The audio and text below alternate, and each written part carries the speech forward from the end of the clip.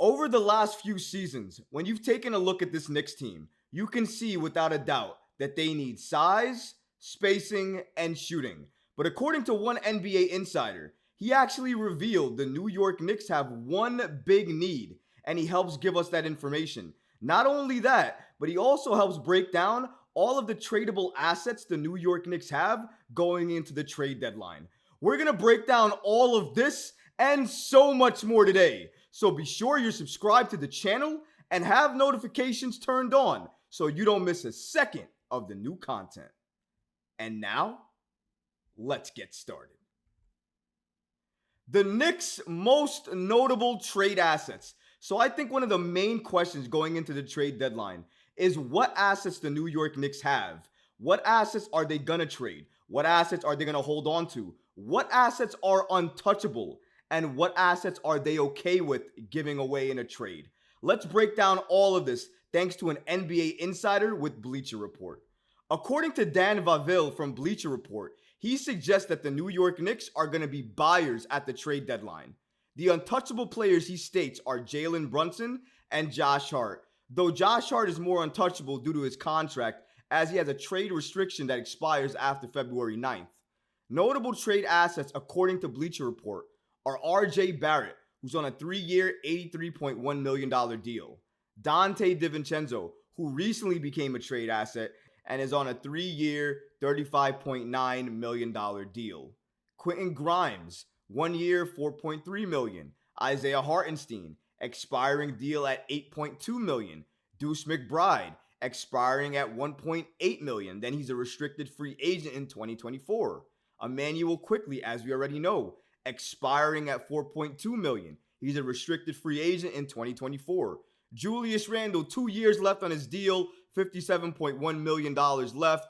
Player option for the 2025-2026 years. And Mitchell Robinson, 2 years, $27.3 million. Rounding out the notable trade assets for the Knicks is Jericho Sims at $2.1 million team option for the 2024-2025 season.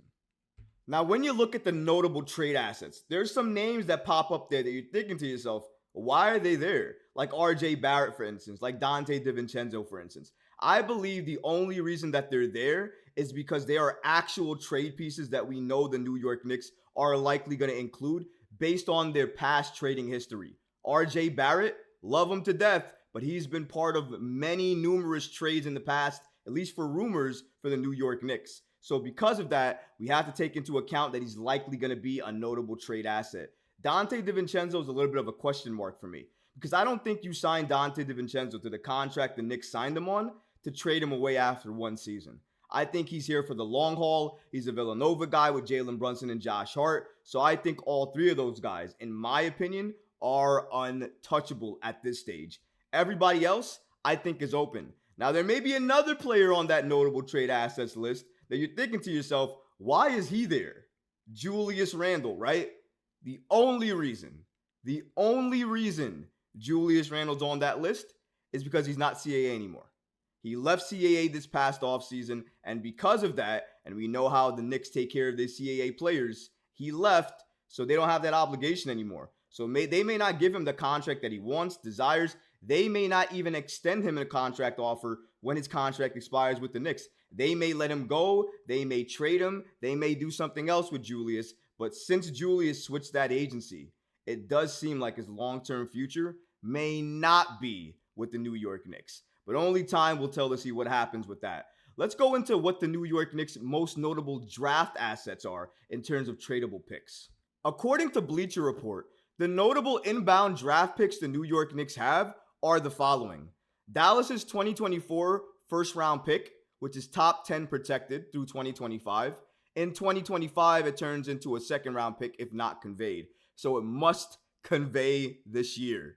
Detroit's 2024 first-round pick is top 18 protected in 2024, top 13 protected in 2025, top 11 protected in 2026, top 9 protected in 2027, and turns into a 2027 second-round pick if not conveyed.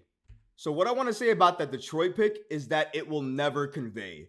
Detroit is going to be bad enough to where those picks are not going to be able to convey for the New York Knicks. It's unfortunate. I wish it wasn't that way, but it is. And that's why it's a trade asset on the table. But in terms of value, it really doesn't hold much. Let's continue here. Besides Detroit's pick, we also have Washington's 2024 first round pick, which is top 12 protected in 2024, top 10 protected in 2025, top 8 protected in 2026, and turns into a 2026 and 2027 seconds if not conveyed. So that's another pick you have to look out for. That pick also likely may not convey, but you never know. Anything can happen.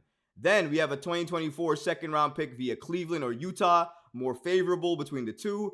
2024 second round pick from Detroit, Milwaukee's 2025 first round pick, protected numbers 1 through 4, Brooklyn's 2025 second round pick, a 2028 second round pick from Indiana or Phoenix, less favorable, and a 2029 second round pick from Indiana or Washington. We also should note that the New York Knicks have a notable traded player exception in Obi Toppin, which is $6.8 million, and it expires July 8th. So they may have to take use of that as well too. If you were wondering what the New York Knicks war asset of draft picks looks like, that's a little bit of a glimpse into how many tradable picks they have inbound. And we're going to go into more picks that they have outbound as well too, as well as some other notable things that Bleacher Report broke down for the New York Knicks in their report. However, it is very good to note that the Knicks have all these picks and all these players to be able to make a splash either during the season at the trade deadline or, which is most likely and has been reported by a number of different outlets, including Adrian Wojnarowski, where he's reported that the New York Knicks are likely going to make that star or superstar move during this offseason, which means that the moves the New York Knicks are looking or gearing up to make this season is likely going to be for a role player. Maybe a very, very good role player, but still a role player nonetheless. Let's continue with the article here and see what else Bleacher Report has to say about the notable trade assets the New York Knicks have. According to Bleacher Report, the notable outbound draft picks for the New York Knicks are as follows: a 2024 second round pick to Philadelphia, a 2025 second round pick forfeited, a 2026 second round pick to Boston or Detroit, swap rights, New York receives less favorable of its own or Minnesota's pick, best salary matching assets, Evan Fournier, $19 million team option for 2024-2025. Toughest player to move, Julius Randle. Any shock? Any surprise? He's an all-star, also two-time All-NBA, but he's one of the hardest players to move. That's because his heavy isolation play is very hard to pair with other players around the league. We have to note that as well too. That's why he's mentioned there. Let's continue here. Most likely player to be traded, Evan Fournier. Again, really a shock? And also, salary cap situation at a glance. $2.8 million under the tax for right now are the New York Knicks. They're hard capped. They cannot exceed first luxury tax apron of $172.3 million. $4.7 million under the hard cap. That last part for me is the most important regarding the salary at a glance. As you can see, the New York Knicks are extremely hard capped. What does that mean? That means if they want to trade for that star or superstar player, especially with the new CBA moving forward, they're going to need to have money in contracts to move to get that player. Now, some people don't want to move Julius Randle, RJ Barrett, or some other key players. That's good, but if you don't want to move them, you're going to have to move a lot of other players and picks in order to get the players that you want. And even if when you do that, you might be able to add maybe one extra player, not two. In order for the Knicks to add 2 stars, which Adrian Wojnarowski did mention that they potentially would be looking to do, if that's their overall plan, they're going to need to move in one of the deals, RJ Barrett or Julius Randle. The Knicks are hard capped. They have too much money on too many players right now. The only way they can add 2 stars is if in one of those trades for that star, RJ or Randle is in the deal. Because that's the only way the money works. It's not what I want. It's what makes the money work. So people ask me, Troy, I see these videos you wanting all these different players. Andrew Wiggins. Why would you even want Andrew Wiggins? I can't think I can take your basketball knowledge seriously enough anymore. Well, listen. The reason I mentioned Andrew Wiggins has a lot to do with the salary situation. Because if you're looking to make trades down the road, it is best to do so with somebody who already has a contract that is deemed valuable around the league. But one of the biggest things that we have to ask is, what is the Knicks' biggest need? Is it a wing? Is it a center? Is it a guard? Who knows? Well, actually, NBA insider Dan Verville from Bleacher Report actually has the answers, and he gave us what the New York Knicks' biggest need is right now. According to him, procuring a bigger wing who can shoot and hold up defensively against larger playmaking twos, threes, and fours should be the New York Knicks' primary objective. And no, this player doesn't have to be a star. New York's depth affords that kind of optionality. But this player should be able to spell Julius Randle at the 4 and help iron out the Knicks' matchup wrinkles versus teams that deploy spacey playmaking bigs. Focusing solely on inoculating the half-court offense against intermittent collapse is fine. How do you do, Bojan Bogdanovic? But only at a stopgap's cost. According to Bleacher Report, the most realistic trade targets for the Knicks are OG Anunoby, Boban Bogdanovic, and DeAndre Hunter.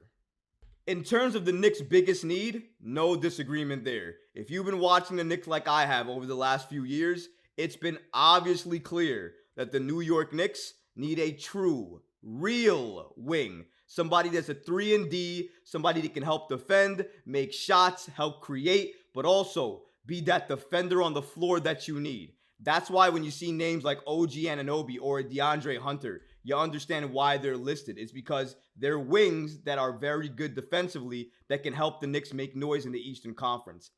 Here's the issue, though. They said most realistic. The only name that they've listed there that is the most realistic is Bojan Bogdanovic. DeAndre Hunter's for the Hawks. The Hawks and the Knicks don't like to do business. That's not going to happen. And then you got OG Anunoby listed there, who has a player option for this upcoming season. He is CAA, and potentially he could join the Knicks in free agency. But despite that, he should not be listed as a realistic trade target because in terms of trade, he's with the Toronto Raptors right now. I doubt that the Raptors and the Knicks are going to do any business until this lawsuit between the two has been gone and is not there anymore. And even if it wasn't there, I would think that those two parties doing business would be very unlikely given the fact that they're both division rivals that hate each other even before the lawsuit. So that's something else to think about as well too. So that means the only realistic option that's listed there is Bojan Bogdanovic. And that's been a name that's been linked to the Knicks for some time now. The unfortunate part is, according to Fred Katz of The Athletic, in order for the Detroit Pistons to trade away Bojan, it would take a large package. Now, they didn't decide to tell anybody what that large package would be, but last year, it turned out to be that 2 first-round picks from a contender could not get Boban to another team. So because of that, you can only imagine that the price tag may be as high or similar. But what we do know is that the New York Knicks are likely going to be players at the trade deadline. They have a number of assets, a number of players, and a number of key notable trade assets that they can use at their disposal right now to make a trade for a star or a superstar happen, either during this season, depending on the player available, or definitely this offseason. According to Woj, that's when he thinks the New York Knicks are going to make their move. And if you ask me, I agree with him. But what about you guys? What do you think about this NBA insider revealing that the New York Knicks' biggest need is a wing position? Which I think if a lot of us have been watching the New York Knicks, which I believe that's the case, we all knew that was the answer. We all knew the Knicks needed a wing. But maybe you don't believe that's the case. Maybe you believe the Knicks need another position. Let me know in the comments below, guys, because honestly, I would love to hear from you. But that's going to do it for this episode. I hope you enjoyed it. And if you did, go ahead and smash that like button, leave a comment below. And of course, guys, please subscribe to the channel. Until next time, Knicks fans. Peace.